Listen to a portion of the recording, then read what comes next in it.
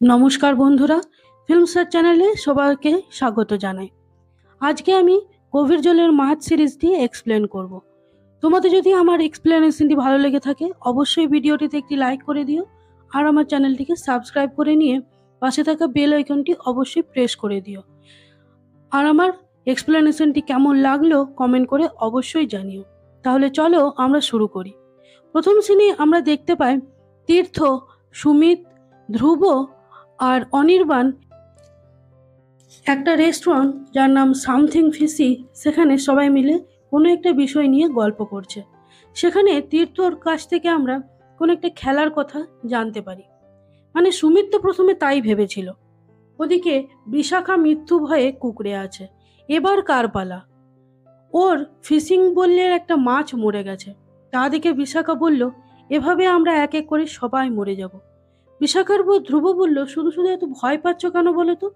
বিশাখা রেগে গিয়ে বলল, কেন ভয় পাবো না? এটা শুধু আমাদের বান্ধবীদের মধ্যেই ঘটছে। প্রথমে চন্দ্রিমা, তারপর দিতি, তোমরা কি করে বুঝবে? এই বলে একটা ধাক্কা দিলে ধ্রুবর হাতে লেগে মাছের অ্যাকোয়ারিয়ামটা ভেঙে পড়ে যায় এবং তাতে যে আরো দুটো মাছ ছিল সেগুলোও মরে যায়। ধ্রুব বলল, এগুলো তোমার দোষে মরছে বিশাখা, তোমার ভয় এদের মেরে ফেলছে। বিশাখা বলল, আমি আর আরাত্রিকাও এভাবেই মরে যাব একদিন, ভয় পাই বা না পাই। সুমিত বলল, খেলা শুরু হয়েছে অনেক আগেই, তখন ওদের বউরা ভাবেই নিয়ে এই খেলার কথা। এরপর আমরা চলে যাই বন্ধুরা ফ্ল্যাশব্যাকে, যেখানে ওরা চার বন্ধুরা মানে চন্দ্রিমা, বিশাখা, আরাত্রিকা আর দিতি, ওরা হঠাৎ করে কোথাও একটা যাবে বলে ঠিক করেছিল, কোনো কিছু আগে থেকে প্ল্যান না করে। এই বিষয়টা নিয়ে দিতির বোন সুমিত একটু টেনশনে ছিল। ওরা গেছিল গোয়া। আরাত্রিকা আর বিপাশা সুমিতকে রাজি করানোর চেষ্টা করছিল। সুমিতের কোথায় এই প্রথম ওরা ওদের ছাড়া কোথাও বেড়াতে যাচ্ছিল, তাই ওরা ছিল ফুর্তিতে আর সুমিতরা ছিল লাগাম ছাড়া। কিন্তু লাগাম ছাড়া ভাবটা বেশি ছিল তীর্থ আর ধ্রুব আর অনির্বাণের মধ্যে। এই কটা দিন ওরা খুব নিশ্চিন্তে কাটাবে সেটাই ভেবে ওরা চার বান্ধবী চলে যাবার পর ওদের চারজনে সামথিং ফিসিতে বসে রিল্যাক্স করছিল। ওদের তিনজনকে খুব আনন্দে দেখালেও সুমিত একটু চিন্তিতই ছিল। সুমিত বলল, তোমরা এত নিশ্চিন্ত কি করে বলো তো? চারটে মেয়ে গোয়া গেছে, কি না কি করবে কে জানে। ওদের ফোনগুলোও তো বন্ধ। অনির্বাণ বলল, বাঁচা গেছে, নইলে সর্বক্ষণ খালি ঘ্যান ঘ্যান করবে। অফিস থেকে ফিরছো, খেয়েছো, ঘুমিয়েছো?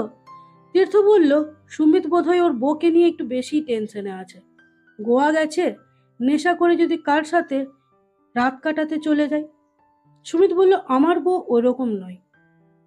ধ্রুব বলল, তার মানে নিজের বউ সতী সাথী আর আমাদের বউরা বুঝি চরিত্রহীন?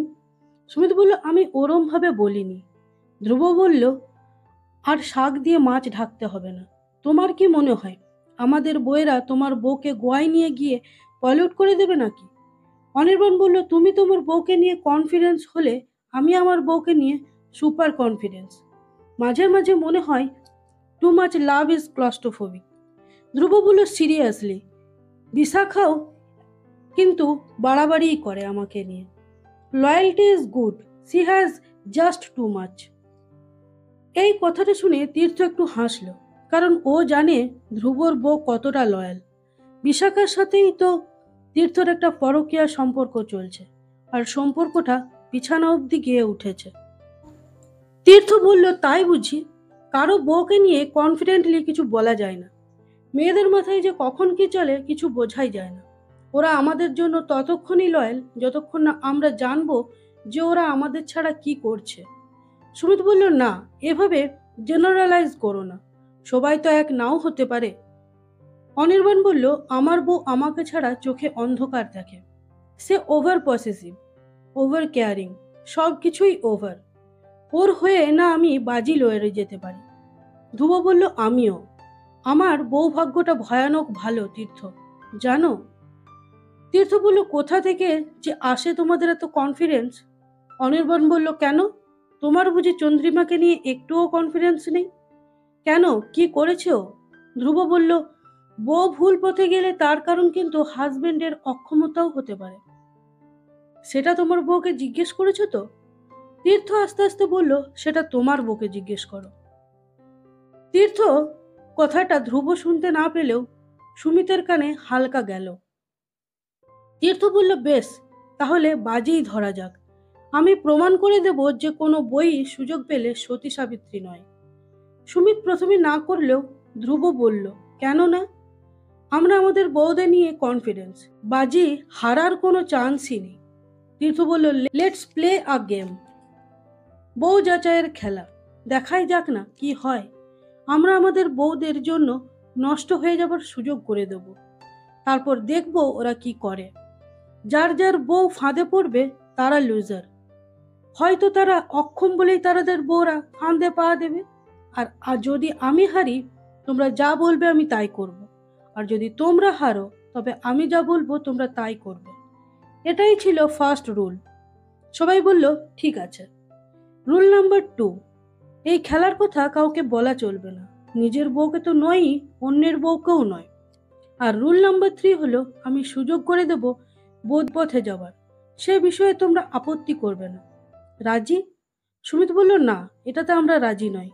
তুমি যা করবে আমাদের সে জানিয়ে করবে। আমরা রাজি হলে তবেই সেদিকে এগোবো, নইলে নয়। তীর্থ বলল, ঠিক আছে। এভাবেই একটা গেম শুরু হয়েছিল। ওদের 4 বান্ধবীর খেলাটা শুরু হবার অনেক আগে। যাই হোক, ফিরে আসি বর্তমানে, যেখানে আরাত্রিকা ভয় পেয়ে উঠে এসেছে। যদি ওর নাক মুখ দিয়ে রক্ত বেরিয়ে ও মারা যায়, ঘুম আর ওর কিছুতেই আসছে না। অনির্বাণ বাইরে বসে আছে কেন, সে নিয়েও ও সন্দেহ করছে। তারপর বলল, আমি যদি মারা যাই তুমি তো আমার থেকে মুক্তি পেয়ে যাবে, তাই না অনির্বাণ? অনির্বাণ বলল, এখানে ইন্সপেক্টর গায়েনের ফোনের ওয়েট করছিল সে। আরাত্রিকা বলল, হ্যাঁ, আজ তো তোমাদের সালাইভা টেস্টের রিপোর্ট আসার কথা। আরাত্রিকা বলল, যদি তোমাদের সালাইভার রিপোর্ট ম্যাচ করে? অনির্বাণ বলল, তা হতেই পারে না, কেননা আমরা সুরেশের ঘর কোনোদিনই যাইনি। এরপর একে একে ইন্সপেক্টর গায়েনের ফোন আসে সবার মোবাইলে। রাত্রবেলা তীর্থ আসে সুমিতের বাড়ি। বলে, তোমরা ইন্সপেক্টর গায়েনের ফোন ধরছে না কেন? এখন সব দোষ বুঝি আমার? আমি খেলাটা প্রপোজ করেছিলাম মাত্র, রাজি তোমরা সবাই হয়েছিলে। সুমিত বলল, আমাদের ওই প্ল্যানটা হওয়ার পরই তিনটে মানুষ মরে গেছে। 3 জনেরই নাক কান দিয়ে রক্ত বেরিয়ে মারা গেছে, ব্রেন স্ট্রোক। Same symptom 3 জনেরই। যাদের নিয়ে খেলা তারা সবাই একে একে মরে যাচ্ছে। সুমিত সুমিত বলল, তার মানে সুরেশ এই খেলারই পার্ট ছিল নাকি? তীর্থ বলল, তার আগে বলো তো, তোমরা কি সুরেশের বাড়ি গেছিলে কোনোদিন? রিপোর্ট তো বলছে তোমাদের স্যালাইভা টেস্ট ম্যাচ করে গেছে। পরের সিনে দেখা গেল দিতি মারা গেছে। সবাই এসেছে, সেখানে ইন্সপেক্টর গায়ানও এসেছে। সে তীর্থকে জিজ্ঞেস করলো, আপনার বইয়ের মতো এরও তো নাক কান দিয়ে রক্ত তুলে মারা গেল। 4 বন্ধুর মধ্যে 2 জনের অস্বাভাবিক মৃত্যুটা তাও ছকে ফেলা যায়, কিন্তু ওই সুরেশের মৃত্যুটাই সব ঘেঁটে দিচ্ছে। ধ্রুব আর অনির্বাণ যাচ্ছে পুলিশ স্টেশন। আরাত্রিকা আর বিশাখা এক জায়গায়। একে অপরকে ওরা বিন্দুমাত্র বিশ্বাস করতে পারছে না। বিশাখা ধ্রুবকে বলল, যেটা সত্যি সেটাই বলবে, কেননা দেওয়ালে পিঠ ঠেকে গেছে আমাদের। ধ্রুব মনে মনে ভাবল, কোন সত্যিটা বলবো? এত খেলার মাঝে সব সত্যি মিথ্যা গুলিয়ে যাচ্ছে। টোটাল কটার যে খেলা চলছিল কে জানে। ওরা চলে গেলে বিশাখা আর আরাত্রিকা বলল, তুই মেরে দিসনি তো দিদিকে? তোর বর সত্যি সত্যি দিদির প্রেমে পড়ে গেছিল বলে। আরাত্রিকা বলল, তুই মারিসনি তো চন্দ্রিমাকে? মারার কারণ তো তোরও ছিল। ওদিকে তীর্থ বলল, আগের সিজনটা দেখেছো তো? সেই যে আমার বউ চন্দ্রিমাকে ডিভোর্স দিয়ে দেবো বলে এই ঘরে বসেই চন্দ্রিমা নাকের জলে চোখের জলে হচ্ছিল বন্ধুদের কাছে কাঁদুনি গাইতে যাবার আগে।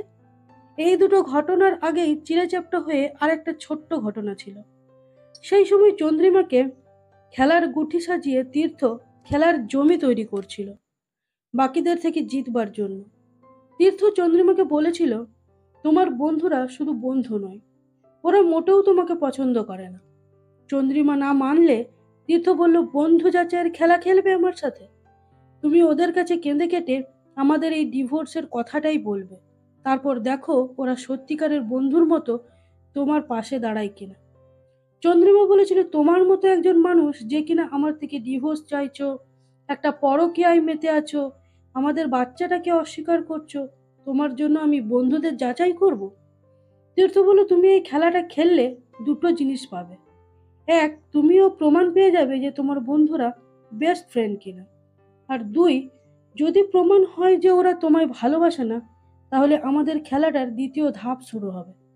তোমাকে ওদেরকে আরেকটা খেলার দিকে এগিয়ে দিতে হবে, চরিত্র যাচাইয়ের খেলা। তার বদলে আমি তোমাকে আর ডিভোর্স দেব না। চন্দ্রিমা বলল, কিন্তু তাতে তোমার কি লাভ? তীর্থ বলল, আমি ধ্রুবদের সাথে একটি বাজি ধরেছি। ওদের বউরা কতটা লয়াল, এই কথাটা তোমার বন্ধুদের বলা চলবে না। আমি জানি আমাদের ডিভোর্সের কথা শুনে ওরা তোমাকেই দোষারোপ করবে, যে তুমি মোটা, রসকসহীন। আর তখন তুমি ওদের বলবে, ঠিক আছে, তোরা তো স্লিম, তোরা তোদের বরদের ছেড়ে অন্য কাউকে পটিয়ে দেখাতো। এক্স্যাক্টলি এটাই বলবে। এরপর চন্দ্রিমা পিএনপিসিতে গিয়ে দেখেছিল যে তীর্থ যা বলেছিল সেটাই ঠিক। তখন চন্দ্রিমা তীর্থর কথাটাই বলেছিল, তোরা অন্য পুরুষদের পটিয়ে দেখাতো। বিশাখা সিডিউস করবে দিতির বরকে, দিতি আরাত্রিকার বরকে, আর আরাত্রিকা বিশাখার বরকে। এভাবে চন্দ্রিমা সম্পূর্ণ নিজের তৈরি একটা খেলা এখান থেকেই শুরু করেছিল, তীর্থ শাখানো খেলাটা না খেলে। এদিকে সুমিত, ধ্রুব আর অনির্বাণ তিনজনে পুলিশ স্টেশনে গিয়ে বলল, আমাদের কি মাথা খারাপ যে সুরেশকে মেরে আমরা আমাদের সিগারেটগুলো সেখানেই লুকিয়ে রেখে আসবো, যাতে পুলিশ আমাদের অ্যারেস্ট করে? তার থেকে যার বউ মরে ভাগ্য ফিরেছে তাকে গিয়ে প্রশ্নটা করুন না। ইন্সপেক্টর গায়ন বলল, কে? তীর্থ?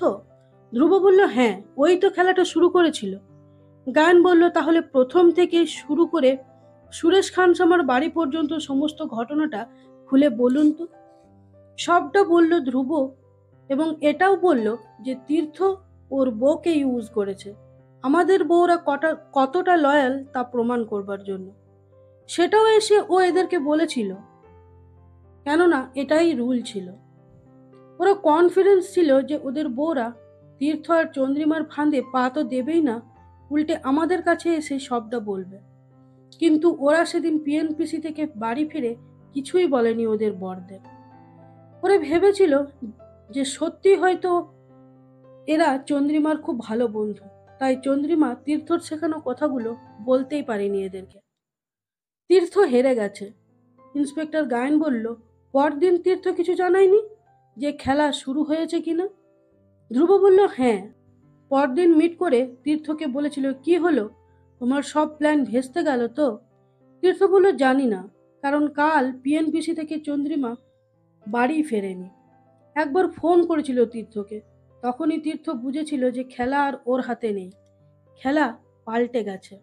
চন্দ্রিমা যখন ফোন করছিল তখন তীর্থ জানতে চেয়েছিল যে ওর বন্ধুরা রাজি হয়েছে কিনা, কিন্তু চন্দ্রিমা তীর্থকে অবাক করে দিয়ে বলেছিল, ওর বন্ধুরা রাজি হবে কি, ও নিজেই রাজি হয়নি তীর্থর হয়ে খেলাটা খেলতে।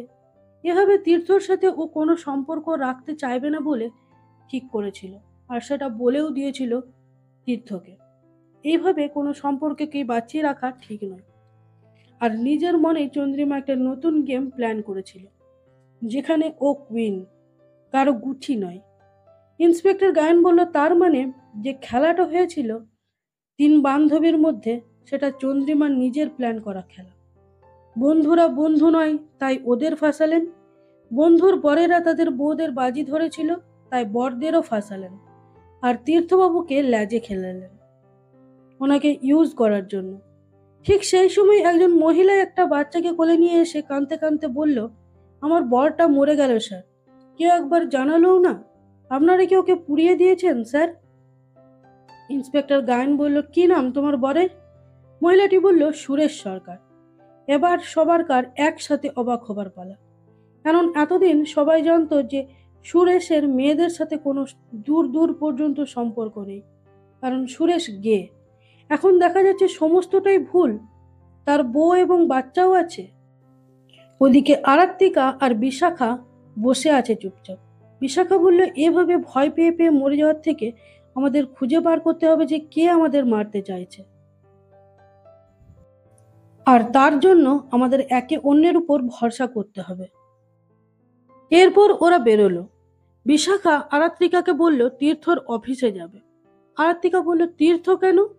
বিশাখা বলল, একমাত্র ওই আছে যে তিনজনের মধ্যে অন্তত দুজনকে মেরে ফেলতে পারে। সেই সময় অনির্বাণ ফোন করে সুরেশের বউ বাচ্চার কথাটা জানালো। তীর্থর অফিসে গেলে তীর্থ বলল, তোমরা বাড়িতেই তো আমাকে ডাকতে পারতে। বিশাখা বলল, আসলে আমাদের দরকারটা তো এখনই, তাই এখনই এলাম। আরাত্রিকা জানতে চাইল যে চন্দ্রিমা যেদিন মারা গেছিল সেদিন সারাদিন তীর্থ কোথায় ছিল। তীর্থ বলল, সেদিন ও জামশেদপুর গেছিল অফিসের কাজে। বিশাখা বলল, ওখানে তীর্থ কতক্ষণ ছিল আর কখন ফিরেছিল তার কি কোনো প্রমাণ আছে? রাতে নাকি তারও আগে ও ফিরে এসেছিল? তীর্থ বলল, তোমরা গোয়েন্দা হলে নাকি? বিশাখা বলল, আমরা সত্যিটা জানতে চাই। আসলে কোন দিক থেকে আঘাতটা আসছে জানতে পারলে যদি নিজেদের বাঁচাতে পারি। তীর্থ বলল, তোমরা কি ভাবছো আমি চন্দ্রিমাকে মেরে ফেলেছি? আরাত্রিকা বলল, এখন আমরা আর কাউকেই বিশ্বাস করতে পারছি না, নিজের বরকেই পারছি না। তীর্থ ভয় পেয়ে গিয়ে বলে ফেলল, তোমাদের বরেরা কি বাজির কথাটা বলে দিয়েছে? আরাত্রিকা আর বিশাখা একসাথে বলে উঠল, বাজি? কোন বাজি? কিসের বাজির কথা বলছো? ঠিক সেই সময় তীর্থর অফিস কলিগ বৃন্দা এসে বলল, তীর্থদা, লাঞ্চটা কি এখানেই নিয়ে আসবো? এখন এই বৃন্দার সাথেও তীর্থর একটা পরকীয়া সম্পর্ক আছে, সেটা বিশাখা খুব ভালোভাবেই জানতো আর শুনেছিল চন্দ্রিমার কাছে। আজ বিশাখা নিজের চোখে তাকে দেখল। বিশাখা বুঝতে পারল তীর্থ একসাথে তিনটে মেয়ের সাথে সম্পর্ক রেখেছিল। এক ও নিজে, দুই চন্দ্রিমা, নাম্বার এই বৃন্দা।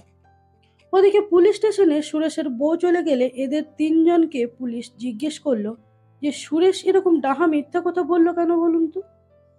আপনাদের বউদের ফাঁসানোর জন্য নাকি, নাকি অন্য কোনো কারণে? সে গে সেজে থাকতো। ইন্সপেক্টর ওদের যেতে বলে দিয়ে বলল স্টেশন লিভ না করতে। ঠিক সেই সময় বিশাখা ধ্রুবকে ফোন করে বলল, তীর্থদা কোন বাজির কথা বলছে? বাড়ি এসে সব সত্যিটা বলো, আজই সব হিসেব নিকেশ হবে। ওদিকে সুরেশের বইয়ের কথা জানতে পেরে বিশাখা তীর্থকে ফোন করে জানালো যে সুরেশ গে নয়, চন্দ্রিমার সাথে ওর একটা সম্পর্ক ছিল। ইন্সপেক্টর গায়েন ভাবছে সুরেশের হয়তো মরার কথা ছিল না সেদিন, অন্য কারোর মরণ পোকা সেদিন ভুল করে সুরেশকে কামড়েছে। কিন্তু কার মরার কথা ছিল সেদিন? এ সবাই এক জায়গায় হয়েছে, আজকে সব সত্যি বলতে হবে। তীর্থ বলল, সেদিন মানে সেই রবিবার যেদিন চন্দ্রিমা তার বন্ধুদের বাজির কথা বলেছিল, সেদিন রাতে চন্দ্রিমা বাড়ি ফিরেনি, তার বন্ধুরাও তার সাথে ছিল না। তখন তীর্থ পিএনপিসিতে ফোন করেছিল, ফোন বেজেই গিয়েছিল, মানে পিএনপিসি বন্ধ হয়ে গিয়েছিল। সেদিন রাতে বাড়ি এসেছিল সুরেশ, এসে বলেছিল যে প্রচন্ড ড্রাঙ্ক অবস্থায় চন্দ্রিমা বাড়ি ফিরতে কিছুতেই চাইছিল না, তাই ও তার নিজের বাড়িতে নিয়ে গিয়েছিল চন্দ্রিমাকে। তীর্থ বলছিল, তোমার বাড়িতে কেন গেছিল চন্দ্রিমা? তোমার সাথে কি ওর কোনো সম্পর্ক আছে? তাছাড়া তুমি আমার ঠিকানা পেলে কি করে? সুরেশ বলল, আমার পুরুষ বন্ধু আছে, আজ শুনছি যে ও গে নয়, ঠকিয়েছিল সুরেশ আমাকে। আরাত্রিকা বলল, ঠকিয়েছেন আপনারা আমাদেরকে? অনির্বাণ বলল, এসব কথা তোমাদের মুখে মানায় না, বাজি তোমরাও লড়েছিলে, সেটা আমাদের জানিয়েছিলে, উল্টে বাজি লড়ে আমাদের ফাঁসিয়েছ। বিশাখা বলল, কিন্তু আমরা সবাই মিলে পুলিশকে ফেস করার আগে তো সবকিছু বলে দিয়েছিলাম, আর তোমরা কি করলে? আমাদের নিয়ে খেলা খেললে। তোমরা যদি আমাদের নিয়ে বাজি না ধরতে তাহলে তীর্থদাও বলতো না চন্দ্রিমাকে ওর খেলার পার্টনার হতে, আর চন্দ্রিমাও এরকম একটা খেলার প্রপোজাল আমাদের দিত না। আজ তাহলে সবকিছুই ঠিক থাকতো, কেউ এভাবে মরে যেত না। অনির্বাণ বলল, আমরা তিনজনই চেয়েছিলাম তোমাদের লয়্যালটি প্রমাণ করতে। তীর্থ বলেছিল তোমরা লয়াল নও, তাই বাজি ধরেছিলাম, কিন্তু তোমরা কি করলে? তীর্থকেই ঠিক প্রমাণিত করে দিলে। সুমিত বলল, এখন আমাদের নিজেদের মধ্যে ঝামেলা করে কোনো লাভ নেই, তার চেয়ে আমাদের জটগুলো খুলতে হবে, জানতে হবে যে কে আমাদের মারতে চাইছে। এখন আমাদের আর নিজেদের মধ্যে কোনো কিছু গোপন রাখা যাবে না, সব কিছু বলে ফেলতে হবে। সেই সময় তীর্থ এসে পড়ে, হাতে নিয়ে এসেছে চন্দ্রিমা আর দিতির ফটো। আরাত্রিকা বলল, ওগুলো দিয়ে কি হবে? ছবি কথা বলবে? তীর্থ বলল, বলতেও তো পারে, শোনার চেষ্টা করে দেখো। সেই সময় আরাত্রিকা বলে দিল বিশাখা আর তীর্থর পরকীয়া সম্পর্কের কথাটা। ধ্রুব প্রচন্ড রাগে ঘৃণায় বিশাখাকে একটা চড় মারল। বলল, কত দিকে ডালপালা মেলেছিলে তুমি? তীর্থ, সুমিত। অন্যদিকে পিএনপিসিতে গেছে ইন্সপেক্টর গায়েন সুরেশের বন্ধু বিষ্ণুর সাথে কথা বলতে। বিষ্ণু ও সুরেশের মতো পিএনপিসির ওয়েটার। গায়েন বলল বিষ্ণুকে যে সুরেশের বউকে তার মৃত্যুর খবরটা তুমিই দিয়েছিলে। বিষ্ণু বলল, হ্যাঁ। ইন্সপেক্টর বলল, আচ্ছা, সুরেশের সাথে মহিলার কোনো সম্পর্ক ছিল? বিষ্ণু বলল, হ্যাঁ। তা নইলে চন্দ্রিমার সাথে সুরেশের কি সম্পর্ক ছিল স্যার? সুরেশ তো গে নয়। চন্দ্রিমার বর তো এখানে এসেছিল, সুরেশকে এই মারে কি সেই মারে। গায়েন বলল, তাই নাকি? সুরেশের ব্যাপারটা তাহলে তীর্থ জানতো? গায়েন বলল, চন্দ্রিমা আর তার বন্ধুরা ছাড়া এই সুরেশের অন্য কোনো বন্ধু ছিল নাকি? বিষ্ণু বলল, হ্যাঁ, একদিন অন্য একজন মহিলা এসেছিল সুরেশের সাথে দেখা করতে। সেই মহিলা সুরেশকে 2000 টাকা টিপ দিয়েছিল। গায়েন তার সহকর্মীকে এই মহিলার খবর নিতে বলল। ওদিকে সবাই জানতে পারে যে সুরেশকে তীর্থই কাজে লাগিয়েছিল। ধ্রুব রেগে গিয়ে তীর্থকে চলে যেতে বললে তীর্থ বলল, আমি চলে গেলে অনেকগুলো জট যে না খোলাই থেকে যাবে ধ্রুব। আজ তো আমি নিজেকে এক্সপোজ করতেই এসেছি। আরাত্রিকা বলল, চন্দ্রিমা যে রাতে বাড়ি ফিরল না তার পরের দিন কি হয়েছিল তীর্থদা? তীর্থ বলল, পরদিন ও ফেরার পরই নিজের ঘর আলাদা করে নিয়েছিল। যে বাচ্চার জন্য ও সংসার বাঁচাতে চাইছিল, সেদিন ও বলছিল ও বাচ্চাটাকে আর রাখবে না। তীর্থ বলেছিল, বাচ্চাটা তো শুধু তোমার একার নয়, ও আমারও। তখন চন্দ্রিমা বলেছিল, এই বাচ্চার মা আমি, সেটা শিওর, কিন্তু বাবা তুমি এটা শিওর হলে কি করে? চন্দ্রিমা সেদিন একটা ডেডলি গেমের কথাও বলেছিল। সুমিত বলল, এর পরের পার্টটা বোধহয় আমাদের বলার। তীর্থ বলল, পরের পার্ট? সুমিত বলল, হ্যাঁ, সেদিন সামথিং ভিসিতে আমাদের কথা চলাকালীন যখন তুমি ওয়াশরুমে গেছিলে, সেদিন আমরা তিনজন ঠিক করেছিলাম যে আমাদের তিনজনের মধ্যে কোনো কিছুই গোপন থাকবে না, যা হবে তা আমরা একে অন্যকে জানাবো। তাই যেদিন থেকে চন্দ্রিমার কথায় তোমরা খেলা শুরু করেছিলে, অন্যের বরদের ডেকেছিলে ডেটে যেতে, আমরা যে গিয়েছিলাম, নিজেদের স্বামীদের নিয়ে যে তোমরা ঝুড়ি ঝুড়ি মিথ্যে কথাগুলো বলেছিলে, সবটাই আমরা জানতাম। কিন্তু আমরাও তোমাদের মতো খেলছিলাম, দেখছিলাম যে আমাদের বউরা কত নিচে নামতে পারে। কিন্তু এই খেলা খেলতে খেলতে আমরাও কখন জানি না নিজেদের অজান্তেই অন্যের বউয়ের, মানে ধ্রুব আরাত্রিকার প্রতি, অনিমেষ দৃতির প্রতি আর সুমিত বিশাখার প্রতি দুর্বল হয়ে পড়েছিল, আর নিজেদের বউদের ঘৃণা করতে শুরু করেছিল। বিশাখা আরাত্রিকাকে বলল, আর পালিয়ে লাভ নেই, ধরা পড়ে গেছি, এর থেকে মরে গেলেই ভালো হতো। সবার বাড়ি উল্টে গেছে, পাল্টে গেছে, বদলে গেছে সব ঠিকানা। এরপর যে যার বাড়ি চলে যায়। রাতে তীর্থ বিশাখাকে ফোন করে বলে, চন্দ্রিমা কেন বলেছিল যদি ও না থাকে তাহলে সুরেশ যেন তোমাদের ওর কথা ভুলতে না দেয়। ও কি কোনো থ্রেট পাচ্ছিল? অন্যদিকে বৃন্দা এসেছে পুলিশ স্টেশনে তীর্থর ব্যাপারে কিছু বলতে। ইন্সপেক্টর গায়েনের এই মহিলাদের প্যাচের জ্বালায় প্রাণ ওষ্ঠাগত অবস্থা। বৃন্দা বলল, এখনো আপনি তীর্থকে অ্যারেস্ট করেননি? আপনি এখনো বুঝতে পারেননি যে ওই চন্দ্রিমার খুনি? গায়ন বলল, আপনি কিসে বুঝলেন? বৃন্দা বলল, কারণ সেদিন তীর্থ ইচ্ছে করেই কাজের নাম করে জামশেদপুরে গেছিল। চাইলে ও সেদিন ফিরেও আসতে পারত, কিন্তু আসেনি, কেননা ওই সুরেশকে দিয়ে চন্দ্রিমাকে ওই চতুষ্কোলে ফ্ল্যাটটাতে ডেকে পাঠিয়েছিল, যেখান থেকে পড়ে চন্দ্রিমা মারা যায়। গায়ন বলল, আপনি এত কথা জানলেন কি করে? আর সুরেশই বা চন্দ্রিমাকে ওই ফ্ল্যাটটায় ডাকলো কেন? বৃন্দা বলল, সুরেশ নিজেই ওকে সবটা বলেছে। এই বলে সে একটা ন্যাপকিন বার করলো, যেটাতে লেখা রয়েছে, আজ রাতে চন্দ্রিমাকে ফোন করে ডাকতে হবে চতুষ্কোলের ছাতে। বৃন্দার ধারণা তীর্থই সুরেশকে দিয়ে চতুষ্কোলের ছাতে ডেকে পাঠিয়েছিল চন্দ্রিমাকে। আর এই চতুষ্কোলেই বৃন্দার মামার একটা ফ্ল্যাট আছে। মামা বিদেশে থাকে, আর তার চাবি থাকে বৃন্দার কাছে। ওখানে মাঝের মধ্যে তীর্থ আর বৃন্দা দেখা করত। তীর্থ ভেবেছিল ওই বিল্ডিং থেকে পড়ে গিয়ে চন্দ্রিমা মরে গেলে আমাকে ইজিলি ফাঁসানো যাবে। পুলিশ হয়তো এটাই ভাববে, চন্দ্রিমাকে সরিয়ে দিতে বৃন্দা ওকে মেরে ফেলেছে। গায়ন বলল, আপনি এত সব কথা বলতে এলেন কেন? বৃন্দা বলল, আমি চাই যে চন্দ্রিমার খুনি ধরা পড়ুক, কারণ চন্দ্রিমা আমার ভালো বন্ধু ছিল। গায়ন তো আবারও অবাক, সে কোনো কিছুরই খুঁজে পাচ্ছে না। বিশাখা ফোন করে আরাত্রিকাকে জানালো চন্দ্রিমা কেন বলেছিল যে সে বাঁচবে না। এখন এসব কি করে জানা যায় বলতো? চন্দ্রিমা নেই, সুরেশ নেই। ঠিক সেই সময় অনির্বাণ টলতে টলতে ঘরে এলো আরাত্রিকার, এবং আরাত্রিকা দেখলো অনির্বাণের নাক কান দিয়ে প্রচুর রক্ত ঝরছে, আর সে মাটিতে পড়ে গেল। তৎক্ষণাৎ মারা গেল অনির্বাণ। কাঁদতে কাঁদতে আরাত্রিকা বলল, এটা তো হবার কথা ছিল না, অনির্বাণের তো মরার কথা ছিল না, মরার কথা ছিল তো আরাত্রিকার নিজের। বিশাখাকে বলল, ধ্রুবকে চোখে চোখে রাখবে, কে জানে এবার কার পালা।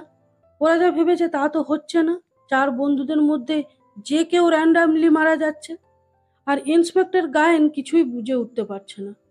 ধ্রুব আর সুমিতও টেনশনে পড়ে যায়। ওখান থেকে বেরোনোর পর বিশাখা ধ্রুবর কাছে একটা হেল্প চায়। পিএনপিসিতে গিয়ে সুরেশের বন্ধু বিষ্ণুর সাথে কথা বলতে হবে। চন্দ্রিমা কেন সেদিন বলেছিল যে খেলাটা শেষ অবধিও নাও থাকতে পারে। ইন্সপেক্টর তীর্থকে ডেকে জিজ্ঞেস করলো যে কেন সে সেদিন সুরেশকে দিয়ে চন্দ্রিমাকে চতুষ্কোলের ছাদে ডেকেছিল। ইন্সপেক্টরের কথা শুনে অবাক হয়ে বলল, ও তো চন্দ্রিমাকে ডাকেনি চতুষ্কোলে। তীর্থ পুলিশকে বলল সে সুরেশকে টাকা দিত শুধুমাত্র চন্দ্রিমার খবর দেবার জন্য, ওর ওপর নজর রাখার জন্য, পিএনপিসিতে কি হচ্ছে, চন্দ্রিমার বন্ধুরা খেলায় কতদূর এগোলো, এইগুলো জানার জন্য। ইন্সপেক্টর বলল, আপনি আগে বললেননি কেন এই কথাগুলো? চতুষ্কোলের বিল্ডিংটা আপনি চেনেন? তীর্থ বলল, হ্যাঁ, ওই বিল্ডিংয়ে বৃন্দার মামার একটা ফ্ল্যাট আছে, ওখানে ওরা দেখা করত। এগুলো আগে বললে বৃন্দা ফেঁসে যেত, তাই ও বলেনি। ইন্সপেক্টর বলল, আপনি কি জানেন বৃন্দার সাথে চন্দ্রিমার একটা বন্ধুত্ব ছিল? এটা শুনেও তীর্থ অবাক হয়ে যায়। ইন্সপেক্টর তীর্থকে জানালো যে বৃন্দা বলেছে চন্দ্রিমা বৃন্দাকে ফোন করে ওদের বাড়িতে ডেকেছিল। তীর্থ বৃন্দাকে বলেছিল যে চন্দ্রিমা অসুস্থ, ওর সাথে স্বাভাবিক সম্পর্ক রাখা যায় না। চন্দ্রিমা বলেছিল ও অসুস্থ নয়, প্রেগনেন্ট। বৃন্দা চন্দ্রিমাকে বলেছিল গত 6 মাস ধরে তীর্থ বৃন্দার সাথে প্রেম করে তারপর বলেছিল যে চন্দ্রিমাকে এই মানসিকভাবে অসুস্থ রেখে ওকে ছাড়াটা ঠিক হবে না। সেই সময় ইন্সপেক্টরের ফোনে একটা ফোন আসে। ফোনটা করেছে অনির্বাণের বৌদি। উনি আরাত্রিকার ব্যাপারে কিছু জানাতে চায়। ওদিকে অনির্বাণের বৌদি আর আরাত্রিকার কথা শুনে বোঝা যায় ধ্রুব আর আরাত্রিকাকে উনি সন্দেহ করছেন। তার মনে হয় আরাত্রিকা আর ধ্রুব মিলেই অনির্বাণকে খুন করেছে। ইন্সপেক্টর তীর্থকে জিজ্ঞেস করল, পিএনপিসিতে সুরেশের গায়ে হাত তুলেছিলে কেন? তীর্থ বলল, সেই সময় সুরেশকে অনেকবার ফোন করা সত্ত্বেও সুরেশ ফোন ধরছিল না, তাই সেদিন তীর্থ সুরেশের উপরে চিৎকার করছিল। তখন সুরেশ বলেছিল যে যখন তীর্থ ফোন করেছিল তখন চন্দ্রিমা ওর কাছেই ছিল। ইন্সপেক্টর তীর্থকে বলল যে চন্দ্রিমা বৃন্দাকে একটু একটু করে গ্রুম করতে চেয়েছিল। চন্দ্রিমা বৃন্দাকে মডার্ন হয়ে উঠতে সাহায্য করেছিল। ইন্সপেক্টর বলে যে চন্দ্রিমা বৃন্দাকে বলেছিল সুরেশের উপর নজর রাখতে। যা বোঝা যাচ্ছে চন্দ্রিমা হয়তো সেদিন সুরেশের ফোনে তীর্থর নাম্বারটা দেখে ফেলেছিল আর বুঝে গেছিল যে তীর্থর সাথে সুরেশের একটা যোগ সাজস আছে। ওদিকে বিশাখা আর ধ্রুব পিএনপিসিতে যায় বিষ্ণুর সাথে কথা বলতে। তবে তার আগে বিশাখা ধ্রুবকে বলল সে না হয় অপরাধ করেছে, কিন্তু আরাত্রিকাও তো ধোয়া তুলসী পাতা নয়, তাহলে ধ্রুবর আরাত্রিকার উপর এত টান কেন? তখন ধ্রুব বলে আরাত্রিকা সবার থেকে আলাদা, কারণ সেদিন মাঝরাতে যখন ধ্রুব আরাত্রিকাকে সোনার চেনটা গিফট করতে গিয়েছিল তখন আরাত্রিকা ধ্রুবকে বলেছিল যে ধ্রুবর ভালোবাসা পাওয়ার যোগ্যতা ওর নেই। ও সেদিনই ধ্রুবকে ওদের খেলার ব্যাপারে সবকিছু জানিয়ে দিয়েছিল, কারণ আরাত্রিকার মনে হয়েছিল যে ধ্রুব তাকে সত্যি ভালোবেসে ফেলেছে, তাই এভাবে ধ্রুবকে ঠকানোটা উচিত নয়। ইন্সপেক্টর অনির্বাণের বৌদির কাছে দেখা করতে আসে। অনির্বাণের বৌদি বলে চন্দ্রিমা যেদিন খুন হয় সেদিন অনির্বাণ বাড়িতে ছিল না, ও দেখেছিল সেদিন ধ্রুব আয়ত্তিকার সাথে দেখা করতে এসেছিল। বৌদি বলল তিনি সেদিন শুনতে পায় যে ধ্রুব আর আরাত্রিকা দুজন দুজনের প্রেমে পড়েছে, সেটা স্বীকার করল। তাই আরাত্রিকা অনির্বাণের থেকে আর ধ্রুব বিশাখার থেকে মুক্তি চাইছিল, কিন্তু কিভাবে সেটা সম্ভব হবে তাই নিয়েই দুজনে মিলে কথাবার্তা বলছিল। বৌদির সন্দেহ যে দুজনে মিলেই অনির্বাণকে খুন করেছে। এরপর ইন্সপেক্টর আরাত্রিকার সঙ্গে কথা বলতে আসে। সুমিত সে সময় সেখানেই ছিল। ইন্সপেক্টর বলল, চন্দ্রিমার মৃত্যুর দিন আরাত্রিকা তো ধ্রুবর সঙ্গে ছিল, তাই না? এগুলো আপনারা আগেই আমাদের বলেছিলেন। ইন্সপেক্টর বলল, ধ্রুব আর আরাত্রিকা অনির্বাণকে মেরে ফেলেনি তো নিজেদের সংসার পাতবে বলে? আরাত্রিকা বলল, স্বামী স্ত্রী মুক্তি পেতে চাইলে একে অপরকে ডিভোর্স দেয়, খুন করে না। তাছাড়া ওই কথাগুলো ওরা ইমোশনালি বলে ফেলেছিল। ইন্সপেক্টর আরাত্রিকাকে বলল, আপনি তো সেদিন ধ্রুবর সাথেও সারা রাত ছিলেন না। কথা বলার পর ধ্রুব তো সেখান থেকে চলে গেছিল। এর মানে পুলিশের কাছে নিজেদের বরদের বাঁচানোর জন্য সেদিন আপনারা মিথ্যা কথা বলেছিলেন। ওদিকে বিষ্ণুর কাছ থেকে বিশাখা ধ্রুব জানতে পারল যে বিষ্ণু সুরেশকে ভালোবাসতো, কিন্তু সুরেশের ভালোবাসা ছিল একমাত্র টাকা। খবরাখবর এর কাছ থেকে ওর কাছে পৌঁছানোর জন্য ও টাকা নিত। চন্দ্রিমার খবর দেওয়ার জন্য সুরেশ দুজনের কাছ থেকে টাকা নিত। ধ্রুব বলল, একজন তো তীর্থ, আরেকজনকে? বিষ্ণুর কিছু বলার আগেই বিশাখার কাছে আরাত্রিকার ফোন আসে। আরাত্রিকা বলে যে সর্বনাশ হয়ে গেছে। ইন্সপেক্টর জেনে গেছে যে চন্দ্রিমার মৃত্যুর দিন আমরা স্বামী বদল করিনি। উনি সুরেশকে জেরা করার জন্য নিয়ে গেছে। ইন্সপেক্টর যদি জেনে যায় যে সে রাতে তাদের বররা চন্দ্রিমাদের বাড়ি গেছিল, তাহলে তো সব শেষ হয়ে যাবে। বিশাখা ধ্রুবকে বলে, বিষ্ণুকে নামিয়ে দিয়ে বাড়ি চলো, কথা আছে। ইন্সপেক্টর সন্দেহ করে যে ধ্রুব আর অনির্বাণ আর সুমিত বোধহয় চন্দ্রিমাকে ছাদ থেকে ফেলে মেরে দিয়েছে। ইন্সপেক্টর সুমিতকে সব সত্যি বলতে বলে, কিন্তু সুমিত ভাবে ধ্রুবর সঙ্গে কথা না বলে সে কতটা বলবে, কি বলবে? সব সত্যিটা তো তাদের বউরাও জানে না। ওদিকে ধ্রুব বিশাখাকে বলে, ওরা সেদিন তাদের প্রেমিকাদের সোনার চেন গিফট করাবার পর চন্দ্রিমার বাড়ি গেছিল। ভিতরে ঢুকতে যাবে ঠিক তখনই একটা গাড়ি করে চন্দ্রিমা সেখান থেকে বেরিয়ে গেল। চন্দ্রিমা ওদেরকে ডেকে পাঠিয়ে নিজেরাই বেরিয়ে গেল। ব্যাপারটা একটু সন্দেহজনক লাগায় ওরা চন্দ্রিমাকে ফলো করে যখন দেখলো চন্দ্রিমা চতুষ্কোণের বিল্ডিং এ ঢুকছে, এরপর ওরা সেখান থেকে ফিরে চলে এসেছিল। ওদিকে এই কথাগুলোই থানায় বসে সুমিত ইন্সপেক্টরকেও বলল।